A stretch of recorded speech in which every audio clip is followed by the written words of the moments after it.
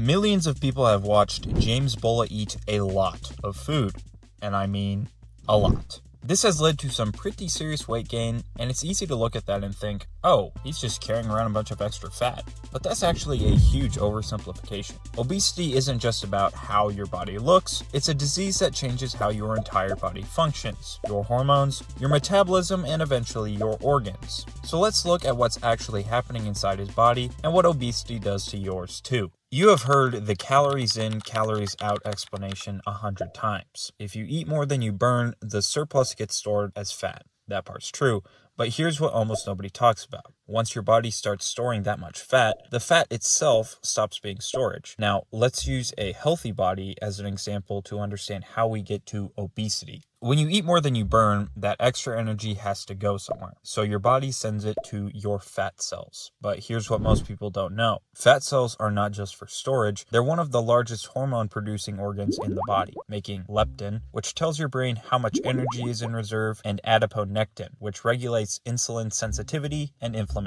If you stay in a caloric surplus for too long, fat cells don't just fill up, they actually swell. Swollen fat cells love to cause trouble. They will outgrow their own blood supply and become oxygen starved, leading to inflammatory signaling. Some cells hit their limit and blow up completely, spilling debris everywhere. The immune cells that rush in to clean up the mess get trapped in fat tissue and begin pumping out even more inflammatory chemicals. Fat cells also begin producing reactive oxygen species, which further drives inflammation. All of this together results in chronic body-wide inflammation, which doesn't stay contained. It starts interfering with the hormones that we just mentioned. So what happens to things like leptin and insulin? Well, production of leptin increases as fat cells grow. Normally, rising leptin should signal to the brain, you have enough energy stored, so stop eating. But in obesity, your leptin receptors in the brain become less sensitive because of the excessive production of leptin in fat cells and the interference of inflammation that we just talked about. This is a really insane aspect of obesity. Even though you're gaining fat, you constantly feel like you need to eat more. Chronic inflammation plus extra fatty acids floating around also messes with insulin's ability to get cells to absorb glucose. Your pancreas responds by churning out more insulin to compensate, which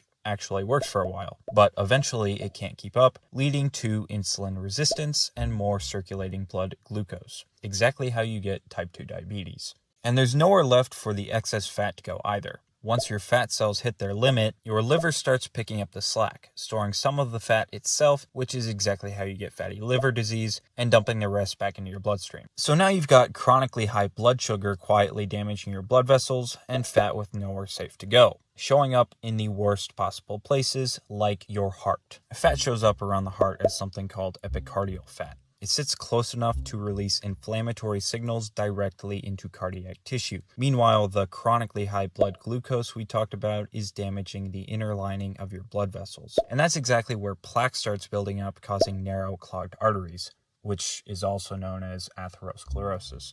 On top of that, a body carrying significantly more mass means the heart has to work harder and more often just to keep up, which goes on for years without a break.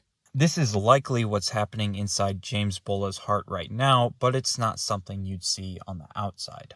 Inflammation, restricted blood flow, and constantly working in overtime, all stacked on the same organ at once, can cause some pretty serious problems. With that being said, I've really only scratched the surface of everything obesity does to the body. There's a whole list of effects that I simply can't cover in a single video, and as you can see, it is very long.